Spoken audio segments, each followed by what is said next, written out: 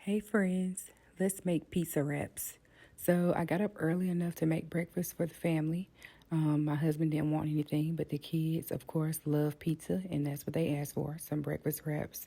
And they asked me to include pizza. So I used a little bit of pizza sauce on a flour tortilla.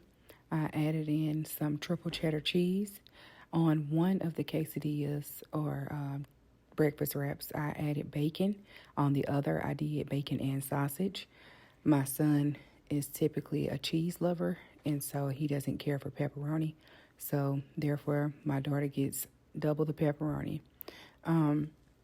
I went ahead and folded them over after I stuffed them with the ingredients, and I got some butter heated up in the pan, and I laid them in so they can start to cook.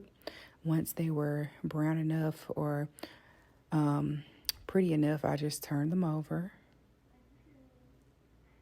went ahead and patted them down, and that's it. Pretty simple and easy, and it's really, really good. This is how they look on the outside when they're done, and this is how they look on the inside when they're done.